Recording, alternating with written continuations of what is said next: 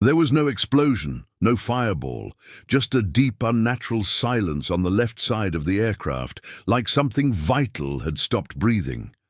Passengers barely noticed at first. A few heads lifted, a few brows tightened. Then the second engine coughed. Once, twice.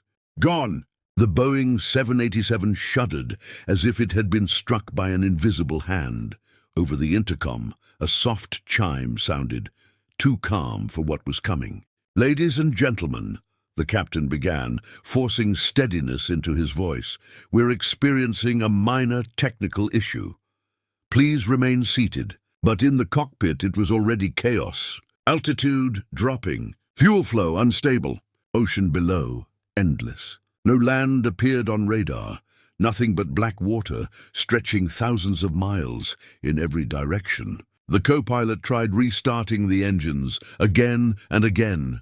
Sweat ran down his neck. "Both engines are out," he whispered, as if saying it louder might make it real. The captain swallowed hard and reached for the radio. "Mayday, mayday, mayday," static answered. The cabin lights flickered. That's when panic arrived. A woman screamed somewhere near the back. A man grabbed the armrest so hard his knuckles turned white. Oxygen masks fell from the ceiling, bouncing gently as if mocking the fear below them. Flight attendants moved fast, but their eyes betrayed them. This wasn't training. This wasn't a drill. This was the ocean. In seat 18B, a 12-year-old girl sat quietly. Her name was Ayla Carter. She didn't scream. She didn't cry. She didn't even look out the window. She closed her eyes instead. Not in fear, but in focus. Her fingers tapped lightly against her knee, counting, breathing steady, heart calm, the way she'd been taught. Her mother sat beside her, shaking, gripping Ayla's arm. Baby, are you okay?" Ayla nodded slowly. "Yes, Mom." But her eyes had changed. They weren't the eyes of a scared child anymore. They were alert, sharp, listening.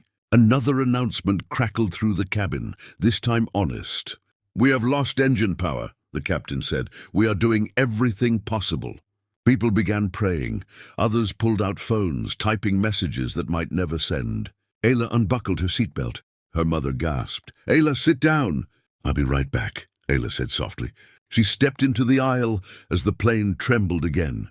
A flight attendant tried to stop her, but something in Ayla's calm made her hesitate. "I need the cockpit," Ayla said. The attendant blinked. "Sweetheart, you can't—" "Please," Ayla added, "it's important."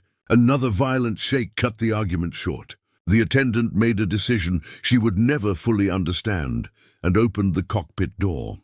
Inside, the pilots looked up in shock. A child stood there. The captain stared.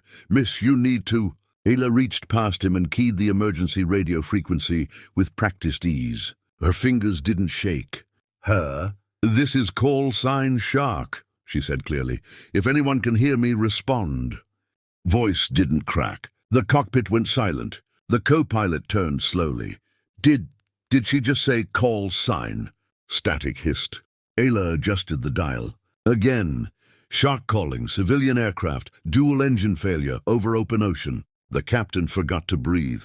"How do you know how to do that?" he whispered. Ayla didn't answer. Then through the static came a sound that didn't belong to a dying airliner. A sharp, clean tone. Military grade. "This is Raptor Lead," a voice replied. "We hear you, Shark." Everyone froze. The captain's eyes widened. F-22s. 2 dots appeared on the radar, fast, closing in. Ayla exhaled slowly. "I hear you," she said back. "We need help." Outside, far above the clouds, 2 F-22 Raptors altered course. They weren't supposed to be there, but they were. "Raptor lead to control," the pilot said. "We have a Shark on frequency." There was a pause on the line. Then a voice filled with disbelief. "Confirm the call sign?" The pilot glanced at the civilian aircraft below, struggling to stay alive. "It's her," he said quietly. "She's alive." Back in the cabin, the plane continued its silent glide toward the ocean. Passengers didn't know why, but something had changed. The panic softened. The screaming slowed. Hope, fragile and dangerous, slipped in. Ayla stood in the cockpit, small against the massive controls, listening to voices meant for warplanes and secret missions. Without engines, the aircraft was no longer flying. It was falling slowly, trading altitude for time. Every second mattered. Every word spoken in the cockpit carried weight heavier than gravity. "Shark," came the calm voice over the radio. "This is Raptor Lead. We are on your left wing." Ayla stepped closer to the window. There they were, two F-22 Raptors, slicing through the clouds like steel shadows, moving with impossible grace. For the first time since the engines failed, the captain felt his hands stop shaking. "You're not alone anymore," Raptor Lead said. Ayla closed her eyes for half a second, just long enough to remember who she was supposed to be. "Raptor Lead," she replied, "we are at 32,000 and dropping. Dual-engine flame-out. No restart. Advise." The co-pilot stared at her. She's talking like a trained pilot." The captain didn't respond. He couldn't. His throat had gone dry. The lead fighter slid closer, matching speed. "Shark," the pilot said carefully. "Say your full designation." Ayla hesitated. Some names weren't meant to exist outside classified rooms. "Negative," she answered. "Focus on recovery." A pause.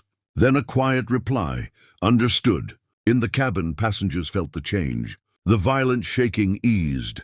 The descent smoothed out. Flight attendants whispered among themselves. "Are we being escorted?" "I saw jets. Military jets." Hope spread like a fragile flame. People held hands. Prayers turned into tears. Ayla's mother sat frozen in her seat, heart pounding, staring at the cockpit door her daughter had vanished through. "She's just a child," she whispered. "She's just a child." But the sky knew better. "Shark," Raptor Lead said, "we're going to help you stretch your glide. Follow our vector." The captain leaned in. "We can't maintain lift at this rate." Ayla met his eyes. "We can. Trust me." She adjusted the trim with careful precision. The aircraft responded. Not much, but enough. Altitude stabilized, briefly. The ocean stopped rushing toward them. "Good correction," the co-pilot breathed. The captain finally found his voice. "Who taught you this?" Ayla didn't look at him. "Someone who believed I might need it," she said. High above, command channels exploded with confusion. That call sign was retired. She was declared non-operational. She was 12. "Not anymore," someone replied quietly. "Raptor Lead," Ayla said. "What's our nearest landing option?" Silence. "Then honesty." "Negative, land within range. But we do have something else." Ayla frowned. "Say again." "There's a carrier group changing course. Runway is short, very short." The captain's breath caught. "We'll never make that." Ayla stared at the instruments. Fuel irrelevant. Engines dead. Distance unforgiving, but not impossible. "We don't need perfect," she said. "We need alive." The lead fighter dipped its wing, a silent salute.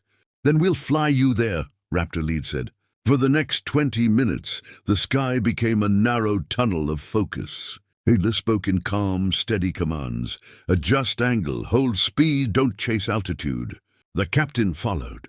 So did the plane. Every passenger felt it, the invisible hand guiding them, steady and sure. When the carrier finally appeared on the horizon, some cried, others laughed, some just stared in disbelief. The runway was a thin strip of steel in a moving ocean. Too small, too far, too late. "Shark," Raptor Lead said softly. "This is as far as we go." Ayla nodded. "Thank you," she replied. The final descent was silent. No screams, no chaos. Just breath held tight across 200 souls. The landing was violent. Metal screamed, tires shredded. The plane bounced once, twice, then slammed down hard. But it stopped. Alive. For a moment no one moved. Then the cabin exploded with sound. Cheers, sobs, prayers, laughter. Ayla finally sat down on the cockpit floor. 12 years old, exhausted, human again. On the deck below, sailors stared at the massive civilian aircraft in disbelief. "How did they land that?" A command officer watched the cockpit door open. A small girl stepped out. His face went pale. "It's Shark," he whispered. Later, as passengers disembarked, many searched for the mysterious hero. They saw only a quiet girl holding her mother's hand. No cameras, no interviews, no. Before leaving, the captain knelt in front of Ayla. Explanations. "You saved us," he said, "all of us." Ayla smiled gently. "The sky helped," she said. Then she walked away. Some stories never make the news. Some heroes never wear uniforms. And some call signs are never forgotten.